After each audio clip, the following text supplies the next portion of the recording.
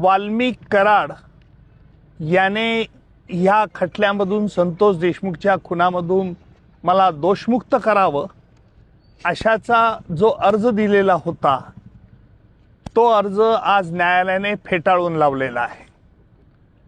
त्याचा अर्ज फेटाळल्यानंतर लगेच दुसरा आरोपी विष्णू चाटे आणि इतर सर्व आरोपींनी आम्हाला या खटल्यातून वगळावं, दोषमुक्त करावे अशा तऱ्हेचा अर्ज दिला।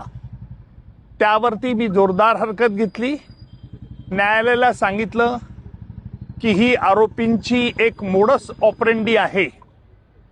आरोपींना एकदा दोषमुक्तीचा अर्ज रिजेक्ट केल्यानंतर परत दुसऱ्याने करायचा, तिसऱ्याने करायचा, अशा रीतीने वेळेचा अपव्यय करायचं, खटला लांबवत न्यायचा हा त्यांचा प्रयत्न आहे। आणि म्हणून न्यायालयाला विनंती केली की सगळ्या आरोपींना एकाच वेळेला जर त्यांना दोषमुक्त करायचा अर्ज करायचा असेल तर त्यांनी तसा करावा।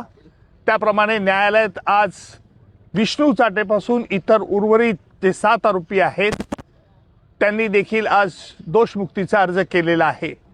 त्यात न्यायालयात आज आम्ही त्या सगळ्या अर्जांना खुलासा दिलेला आहे आणि तसंच वाल्मिक कराडने स्वतःची जामिनावर मुक्तता करावी अशा तऱ्हेचा देखील अर्ज दिलेला आहे।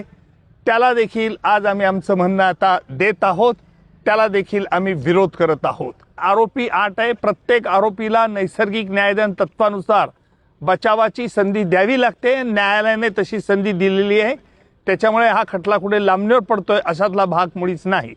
सर, संपत्ती जप्तीबाबत अर्ज होता न्यायालयाने संपत्ती जप्त आणि त्याचे अकाउंट फ्रीज करण्याचा निर्णय राखून ठेवलेला आहे।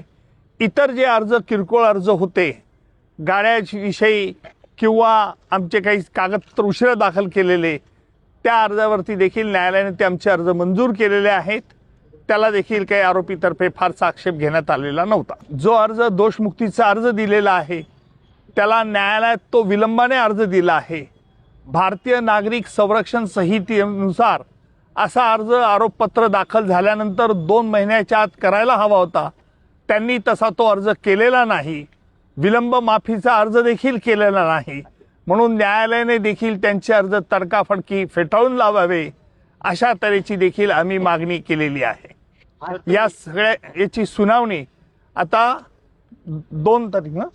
4 तारखेला 4 ऑगस्टला याच्या सगळ्या अर्जांची सुनावणी न्यायालय घेईल।